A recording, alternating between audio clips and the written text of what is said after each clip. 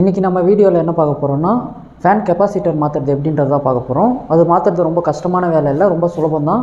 அதே நம்ம ப்ராப்பராக பண்ணோன்னா கரெக்டாக இருக்கும். கொஞ்சம் மாற்றி பண்ணோன்னா சின்ன சின்ன இஷ்யூஸ் இருக்கும். அதுவும் என்னன்றது நம்ம இந்த வீடியோவில் ஃபுல்லாக பார்த்துடலாம். இது மாற்றுறதுக்கு தேவையான டூல்ஸ் பார்த்திங்கன்னா ஒரு கட்டர், ஒரு டெஸ்டர் இருந்தாலே போதும். இது ரெண்டு இருந்தாலே நம்ம ஃபுல்லாக மாற்றிடலாம். வாங்க வீடியோக்குள்ளே போகலாம். நான் ஃபஸ்ட்டு இதை கலராக பிரிச்சுக்கணும். இப்போது பார்த்தீங்கன்னா கெப்பாசிட்டர் ஃபஸ்ட்டு வெளியே எடுத்து வச்சுக்கோங்க. வெளியே எடுத்து வச்சுட்டு ஃபேன் உள்ளே இருந்து 2 ஒயர் வரும், ஓகேங்களா. பிளாக்குனா பிளாக் வந்து நடு டெர்மினலில் இருக்குது, ரெட்டுனா கீழ் டெர்மினலில் இருக்குது.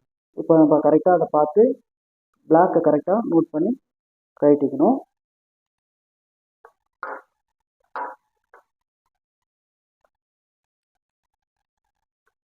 ரெண்டையும் கழட்டிட்டு பழசை எடுத்துட்டு புதுசை வந்து திரும்பவும் அதே மாதிரி இன்னும் முறிச்சு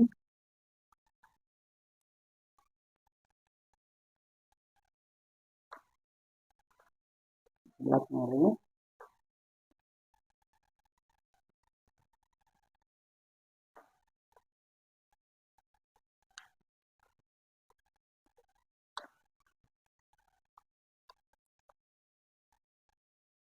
ஓகே. இப்போ கனெக்ஷன் கொடுத்தாச்சு.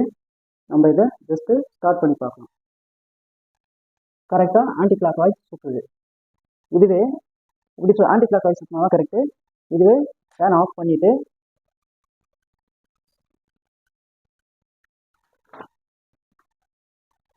இதுவே நீங்கள் அந்த கண்டென்சரை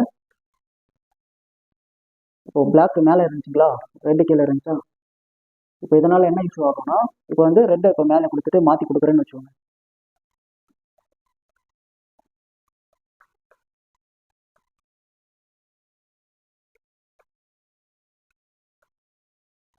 இப்போ ஃபேன் போட்டு பார்த்தோன்னா ஃபேன் கிளாக் வைஸ் இருக்கும். இப்போ என்ன ஆகும்னா காற்று வந்து கீழே வராது, மேலே தான் காற்று போகும். கீழே வந்து எக்ஸாஸ்ட் மாதிரி இருக்கும். ஸோ அதனால் நம்மளுக்கு அது காற்றும் வராது. நீங்கள் இப்போ என்ன பண்ணிடணும், எப்பவும் போல் ஃபஸ்ட்டு ரிமூவ் பண்ணும்போது என்ன ஒயர் எந்த இடத்துல இருந்துச்சோ அதை நம்ம அப்படியே ப்ராப்பராக ரிட்டர்ன் வச்சுட்டோம்னா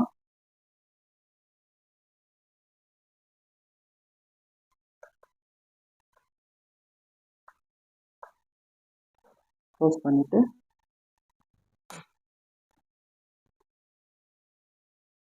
ஃபேன் கெப்பாசிட்டர் எப்படி ப்ராப்பராக மாற்றணுன்றது இந்த வீடியோவில் பார்த்துட்டோம். ஃபேன் ப்ராப்ளம் ரெகுலேட்டர்னாலையும் வரும். ரெகுலேட்டர் எப்படி மாற்றணுன்றதை நான் இங்கே வீடியோவில் போடுறேன்.